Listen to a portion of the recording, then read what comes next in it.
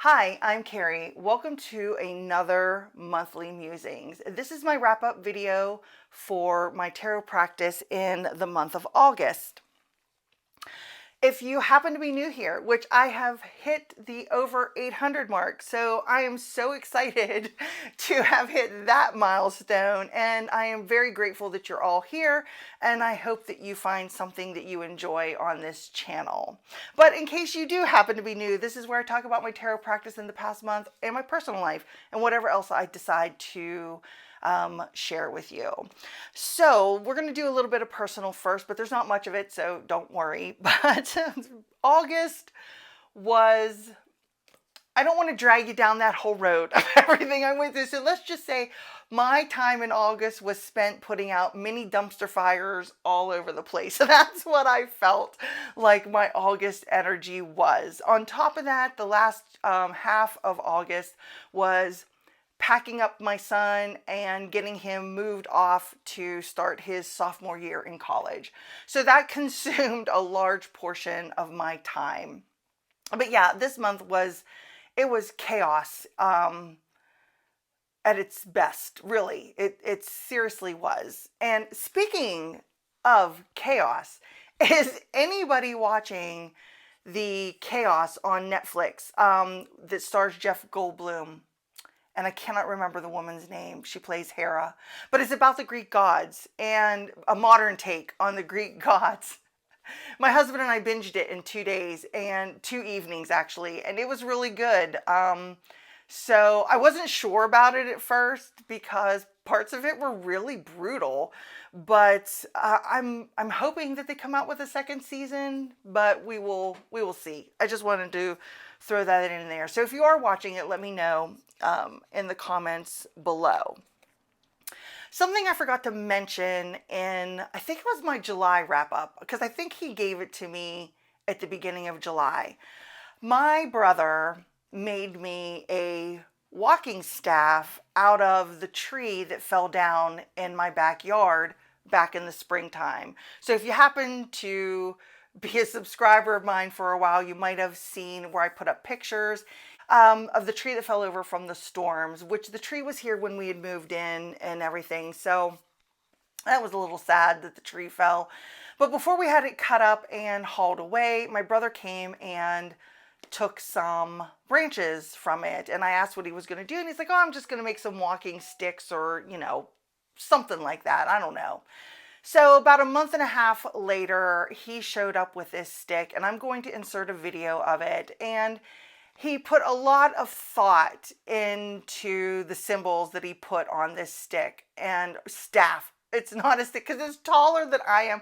I call it my Gandalf staff because I'm only 5'4", and it's either as tall as me or just like right above my head, but he's over 6 foot. So, there's, I don't know if he was making it to his height or what, but anyway.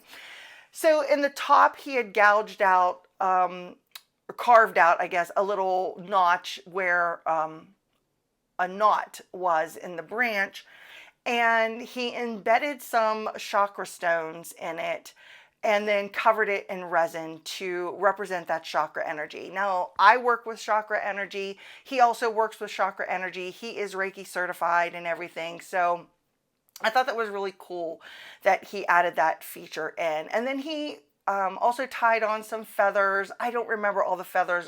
I think one's a crow. I want to say one's a hawk, but I'm not sure, that he has gathered over the years. And he had tied that on for me. And then he wood burned in, to the best of his abilities, some symbols for me.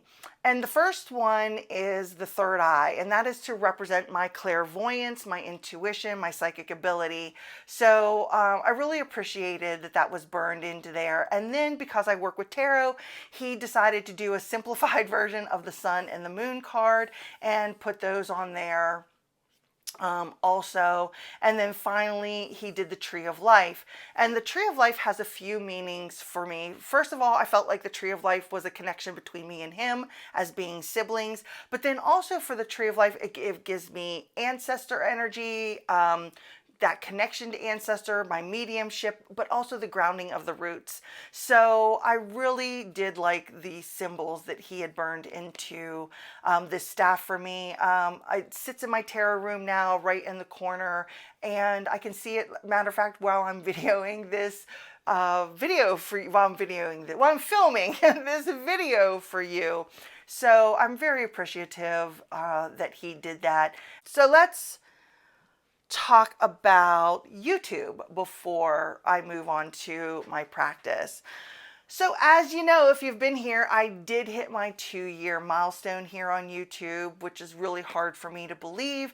And I did my very first premiere in the month of August, which you have no idea how nerve-wracking that was for me to do that premiere video, because I didn't think anybody was going to show up to chat with me, but some lovely, lovely people showed up and chatted with me here and there, and I just so appreciate the support that you gave to me during that premiere video. Even if you could only come and chat for a few minutes, that's okay. I really did appreciate that support and have always appreciated all the love that is bestowed upon my channel by subscribers or passerbys or whoever you may be out here in the big wide world of YouTube.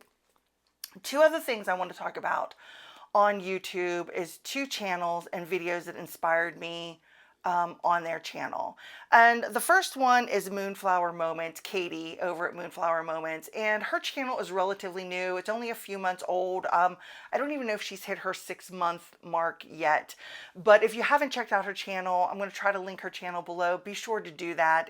She has some great videos on there, but the one video that really recently just made me think a lot was her video on creativity, how she uses her cards in her creativity practice.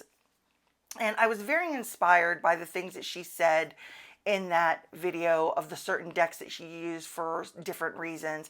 She's very inspiring anyway when she talks about her nature practice and how she uses the cards in nature and her connection to nature and everything. So if you haven't checked out her channel, please go do that. It's fantastic.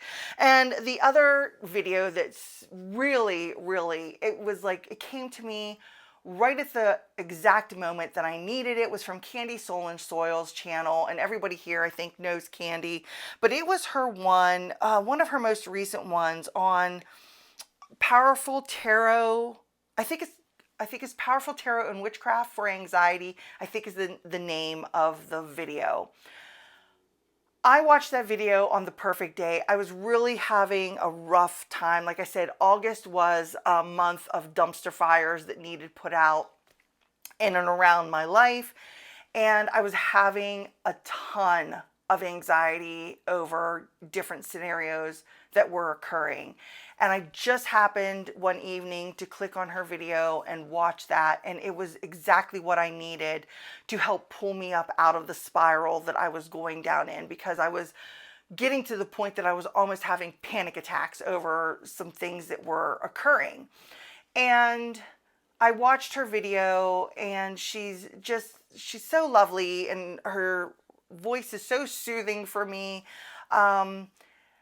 And she had some just great ideas about, she talked about her week ahead spread and, you know, taking each one of those cards and maybe brainstorming for the day with those cards or something along those lines.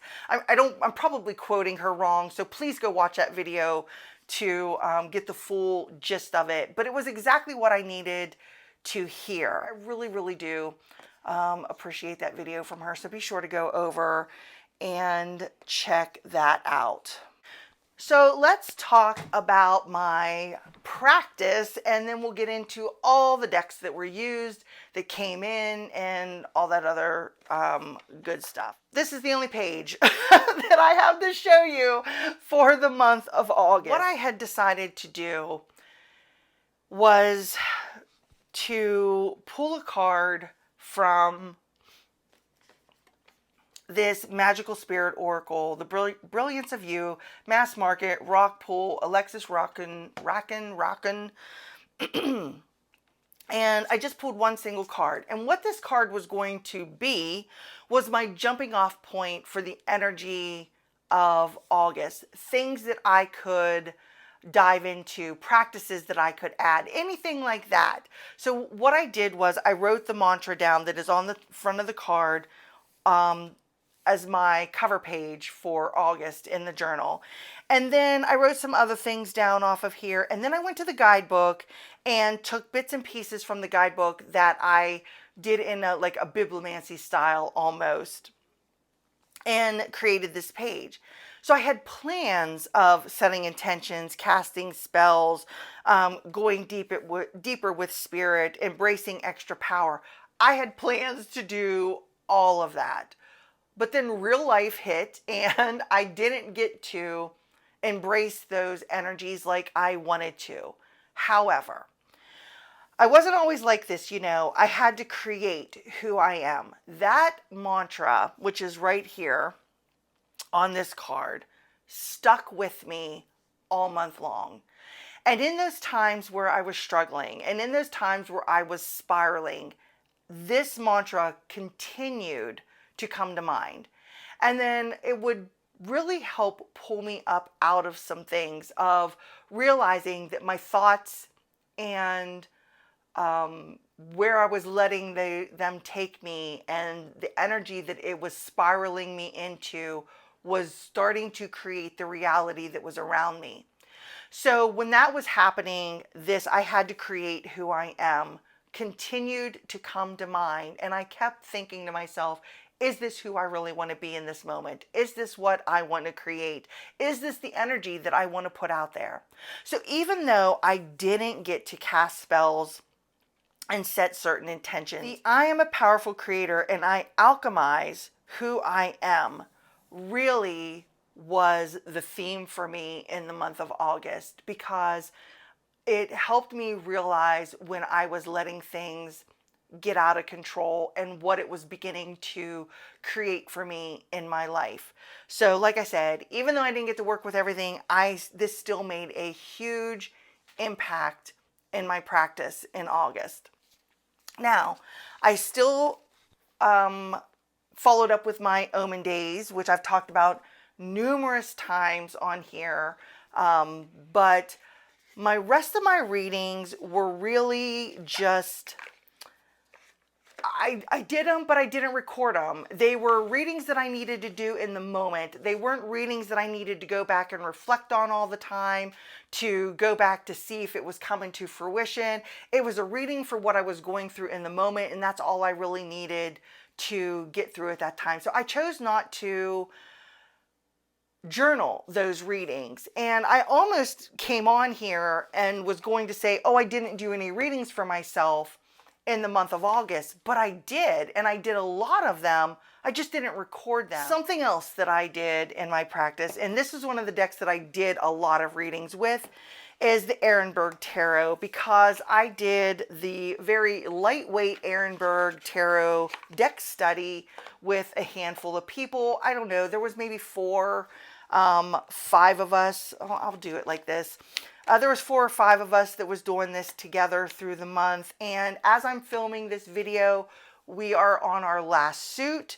It was only 5 weeks long, and we are on the wand suit for this week. So we're going to look at the guidebook, read through the wands, and then talk about what our favorite cards are, what our least favorite cards are, the symbolism that stuck out to us on the card that we felt was missing, etc.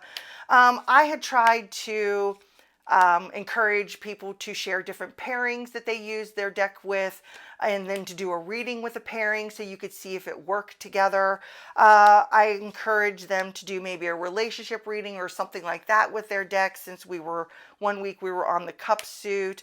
I did relationship readings with this deck, and I did career readings with this deck for other people, and I loved how easy it was to get intuitive messages from it, and I didn't really hesitate at all because the images were close up and in a different perspective. It still spoke to me very, very easily. So this deck quickly became a favorite one to go to pull out for readings, because the real test for me is how they read for myself, and then how it reads for me, I should say, and how it reads for others. And I had great feedback for the ones that I did readings for in my family with this deck. So I'm very pleasantly surprised and pleased with the way the Erenberg Tarot was or is. And the thing is, what I liked about just talking about the imagery and that with other people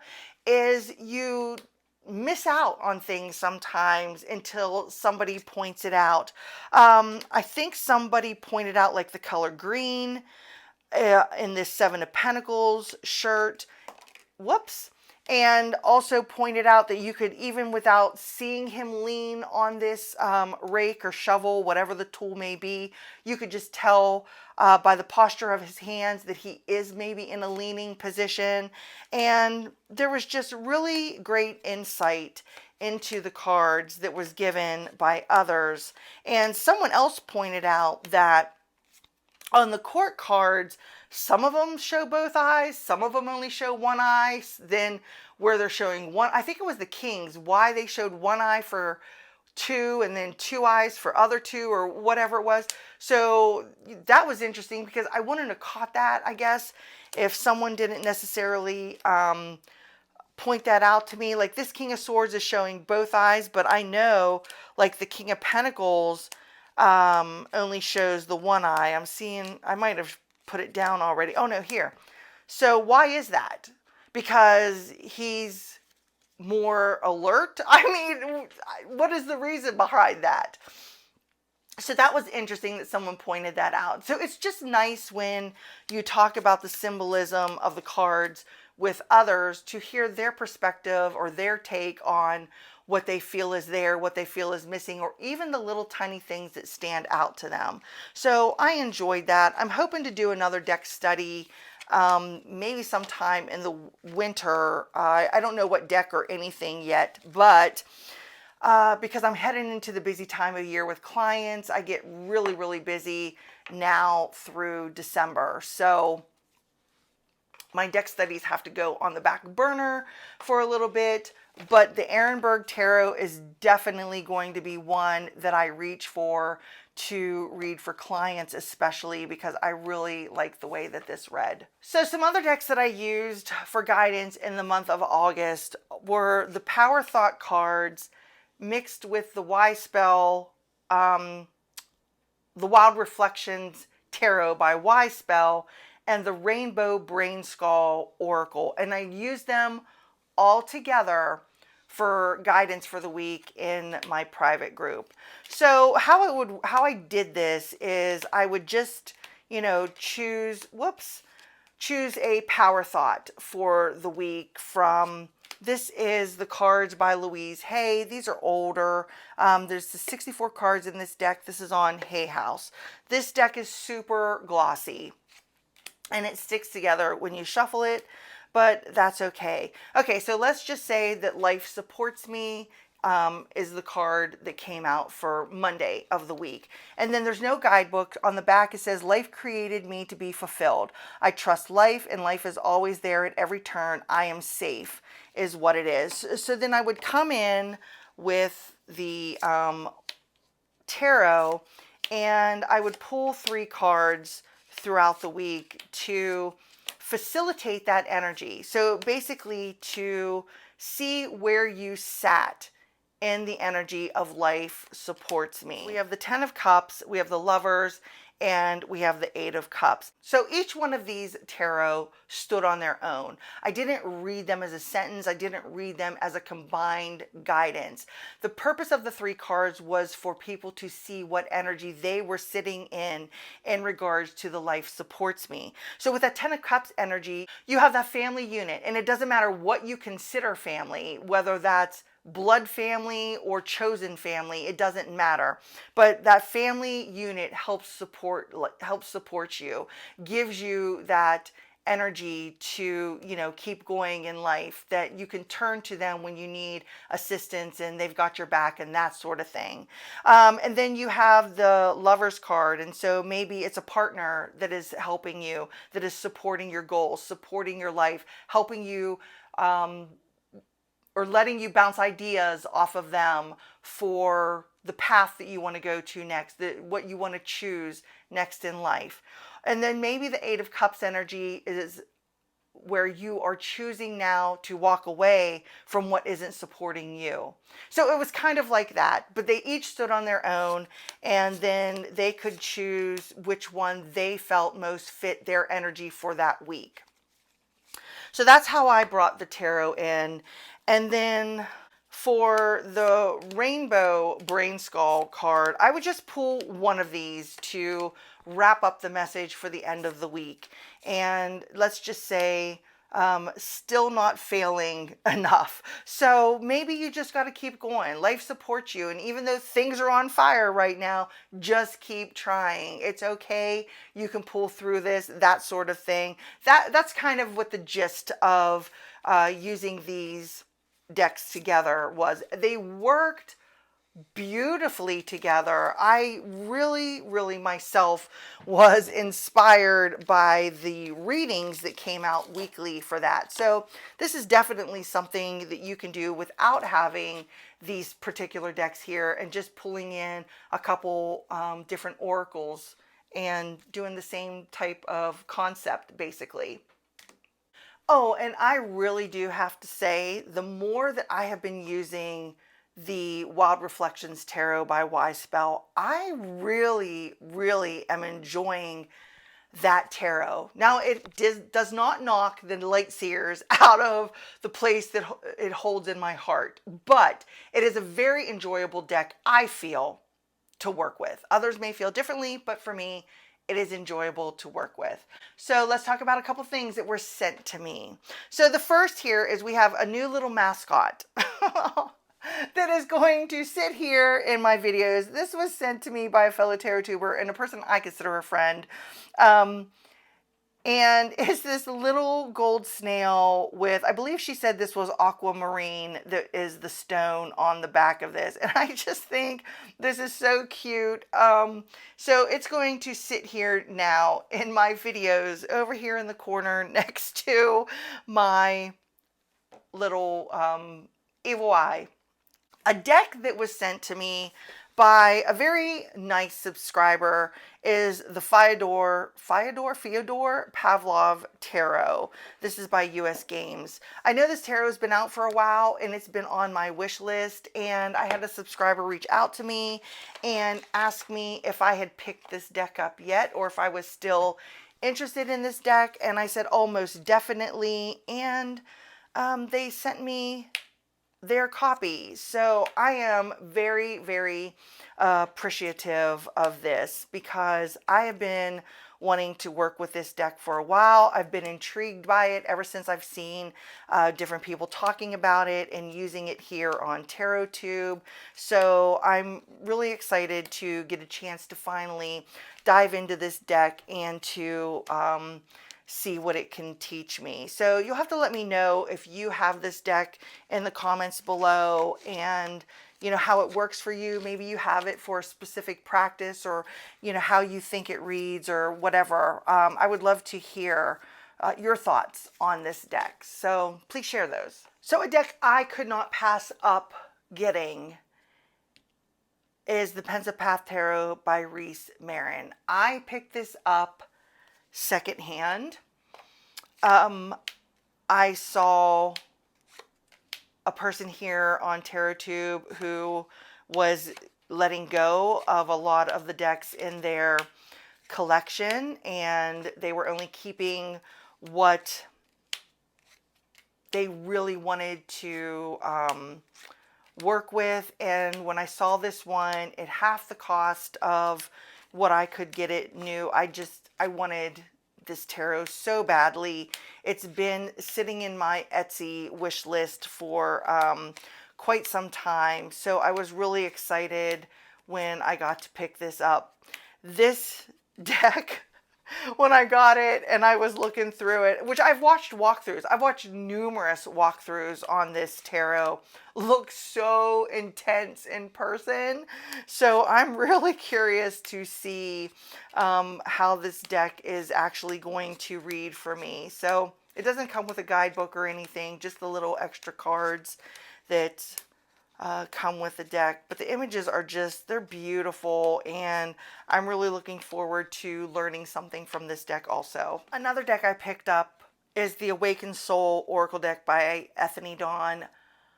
If you know, if you've been here, you've heard me gush over and over and over about her Modern Love Tarot deck. That deck is going out of print. I believe she said so in a email, her newsletter email. She only has a handful of copies in her shop, and there's a few copies left on her Amazon shop, and then once they're gone, they're gone. So I adore that deck, and you know, because I've talked about it numerous different times on this channel. So when I saw how cheap this one was on Amazon, in her Amazon shop, so it's not a knockoff or anything, I got it directly from her Amazon shop, I couldn't pass up the price for it for $13. I know that her shop, where she ships out of Canada, it was cheaper than that, but shipping was like 3-4 times what the cost of the deck was. So I just got it off of Amazon instead, so I didn't have to pay that shipping. I'm curious about this deck, and I've talked to other people who have this deck and really do love it. So I just got it in. I have only had it, I don't know, maybe 2 days or so. So I haven't even had a chance to look at the guidebook, to read with it, or do anything like that, which is why I'm flipping it over like this to keep it in order.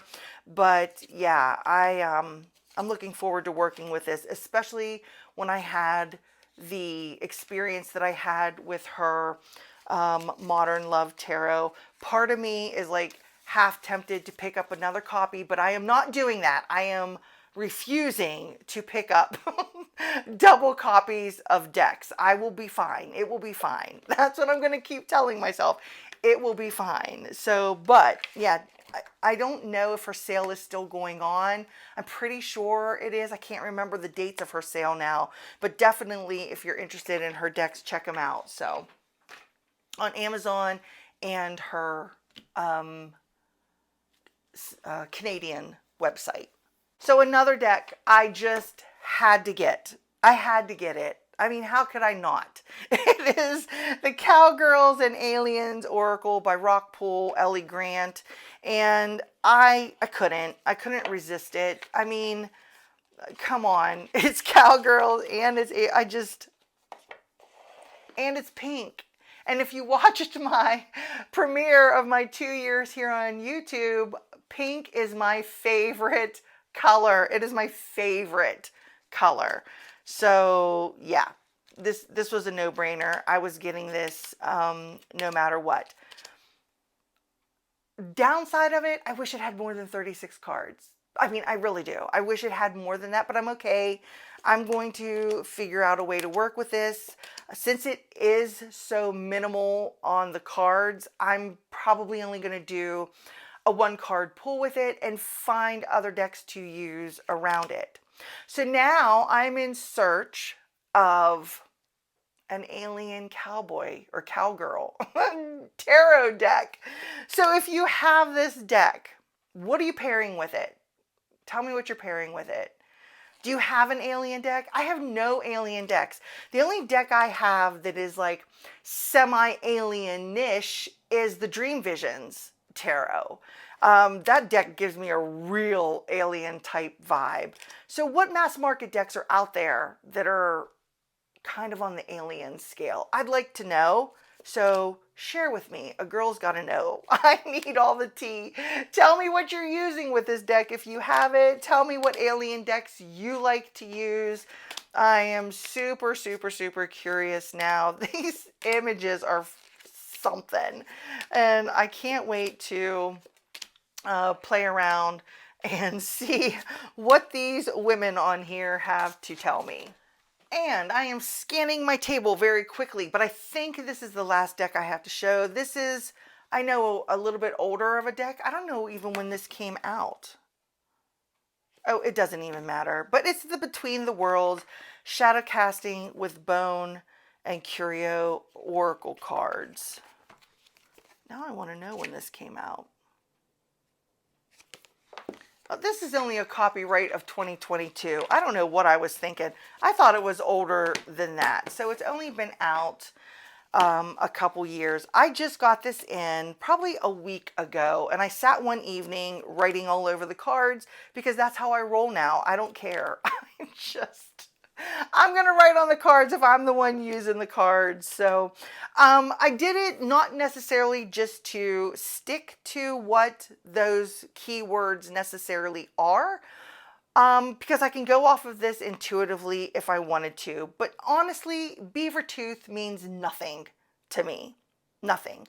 Doll's leg, that might mean something. Devil head, that would mean something. But a beaver tooth, I don't know, you know, it's not that, at least it doesn't spark anything right off the bat talking to you like this. Maybe in a reading it definitely would. But I got it to play around with to kind of do really just quick readings, quick predictive readings, quick energy readings, that sort of thing. Because in case you didn't know, I do predictive readings, and I'm not going to say I don't do them, because I do. And I don't mind doing them. And yes, I know the future's always changing, and I thoroughly support that. But that's the whole purpose of me getting this. I think they look really cool, and I just wanted to add them to my collection to see how they work out for me. And I did use them very quickly to predict something one day, and boy, they were they were pretty spot on. So I haven't decided if I'm going to leave them in the box or if I'm going to transfer them to a bag. I haven't made my mind up on these quite yet. But if you have this deck, tell me how you're using them.